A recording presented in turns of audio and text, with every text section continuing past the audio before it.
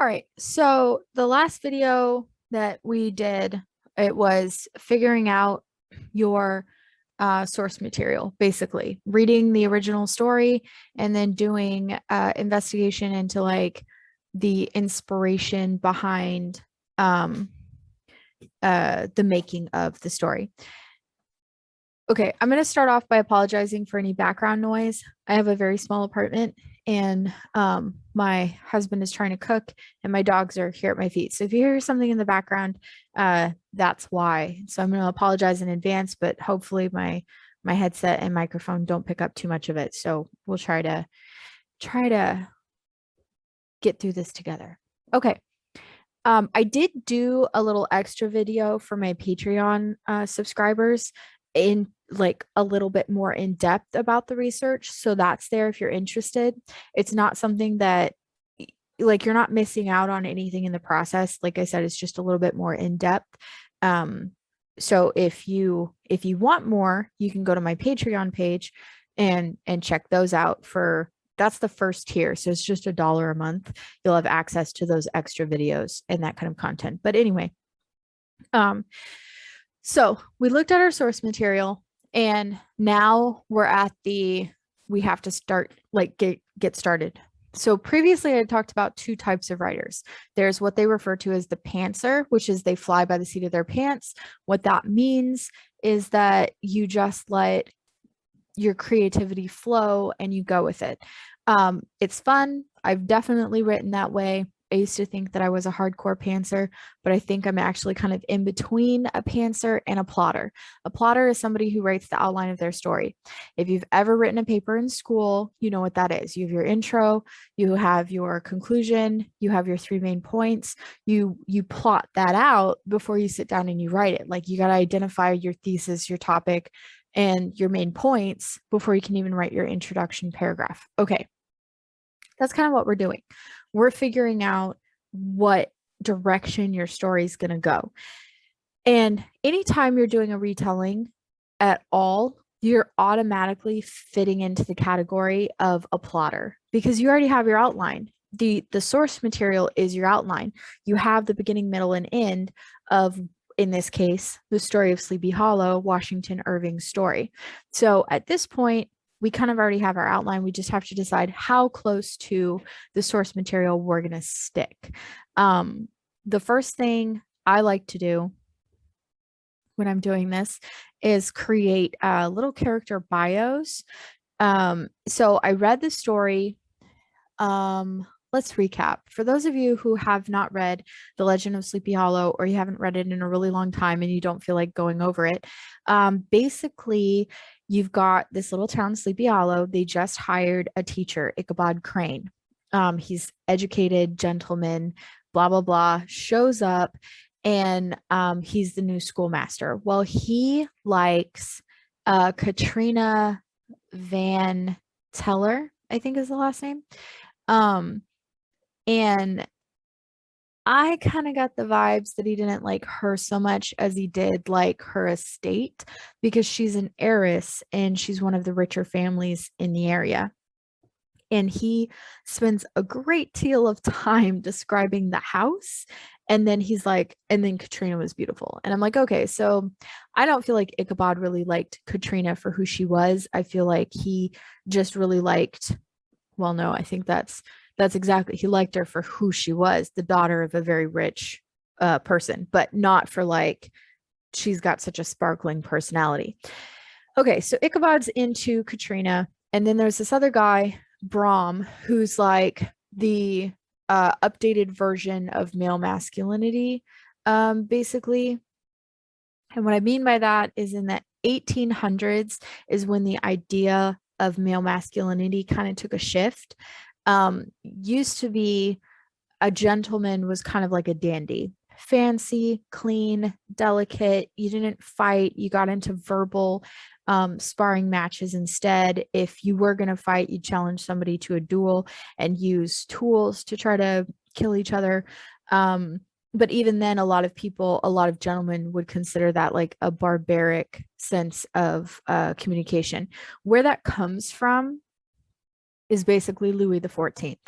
Louis the 14th wanted to civilize France, which not really. He wanted to take everybody's money and keep all of his, I'm trying to remember what they were called at the time. They weren't princes. Germany had 12 princes, and they weren't really like barons or anything. That's English structure.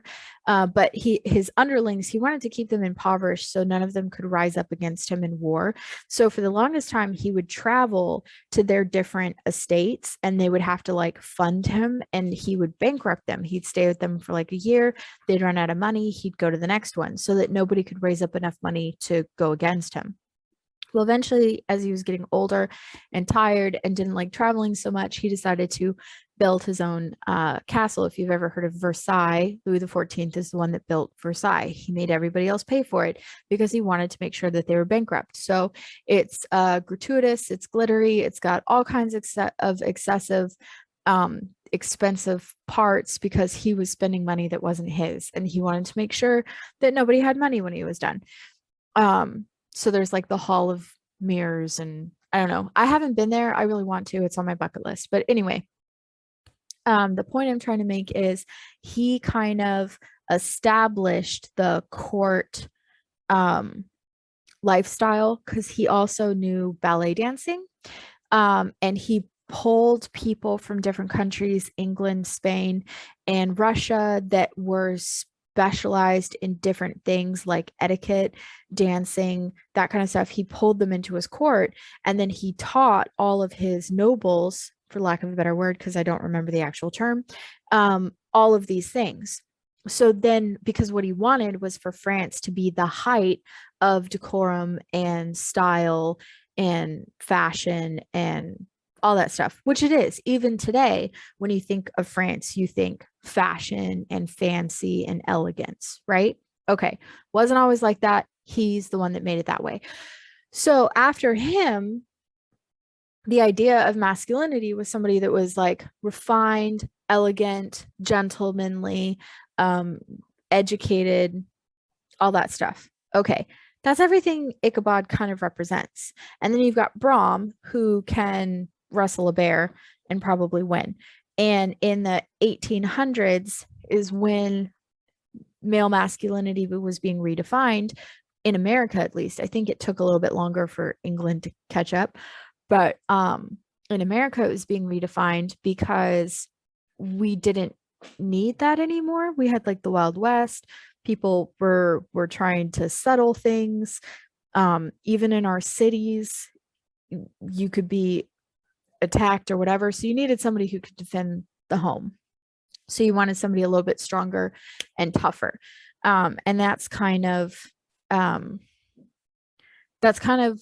what, at least what I saw in this story, was there's a dichotomy. There's Ichabod, who's the refined gentleman, and then you've got Brom, who is the survivalist idea of masculinity. So I kind of feel like masculinity is in war or at war in this story because it's like, which one's better? Okay, so back to point and out of my rabbit hole. The focus of right here is we want to identify our main characters and create little bios for them, because if I've got Ichabod versus Brom, I don't want Ichabod doing something that Brom's character would do, and vice versa. You want them to stay true to form. So let's identify our main characters. We've got Ichabod, we've got Brom, we've got Katrina, and then we've got the Headless Horseman. If I could spell it correctly. The Headless Horseman. No, Horseman. Okay. There's an S in there. All right, so once you've got this, you just kind of want to identify your character bios. The important thing when doing a retelling that's not in the public domain, remember this one's in the public domain, so it's exempt from intellectual property, it's exempt from copyright laws. Even if something, so the thing about, let's back up again. The thing about intellectual property is even if there's not an existing copyright, when it comes to music or stories, if somebody can prove that they published it first, or they can prove that whatever you're writing is based off of their writing, even if it's not copyright, it falls under the category of intellectual property, which I think is protected for like 85 years.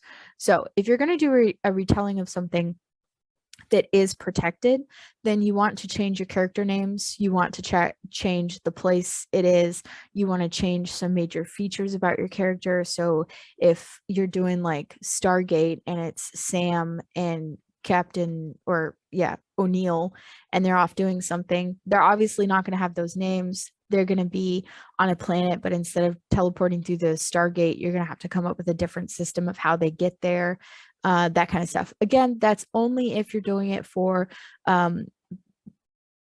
public,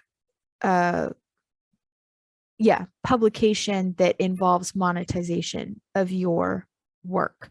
If it's just like on a wiki and it's relatively anonymous, then it doesn't matter and you're totally fine. Okay. That being said, so we've identified our characters. Because this is in the public domain and I'm trying to do a retelling, I'm probably going to keep their names basically the same, because I want people to make that connection and link my story to the original. So I'm going to write Dandy for Ichabod as a character description. This is for you. You don't have to justify or explain your descriptions at all. I'm only explaining it because I'm showing you my process, but your notes are your notes. Nobody else is going to see them. So as long as you understand what you're writing, that's all that matters. I'm going to write Teddy Roosevelt for Brom. The reason I choose Teddy, if you don't know anything about him other than the fact that he was a United States president, he was one of the leading figureheads towards changing the idea of male masculinity in America. And he really considered himself to be like a man's man. I'll tell you two stories. One, he was a rancher before he became a president, and him and a ranch hand were out and they saw some cattle hustlers trying to take some of his steer. And so he sent the ranch hand back to the headquarters to go get help, and then he chased after them. By the time help arrived, he had already thwarted the cattle hustlers, and there was like 5 of them. He tied them up and they were just sitting there waiting to be carted into town to see the officials and police, and he'd gotten all of his cattle back. So he was somebody that really wanted to propagate the image of like being able to single-handedly take on a group of people, because what once would have been considered like barbaric was now like, oh my gosh, you're so awesome, like how strong and tough are you? These were all kind of new ideas, and he really embodied them and then perpetuated them. The other thing that I think was really funny is his eldest daughter was the only daughter he had with his first wife. His first wife died of an illness. And so when he was president, she was like always up to shenanigans. She pulled a pony into the Oval Office, and she used to sit up on the balconies and throw water balloons down at passing police and security guards.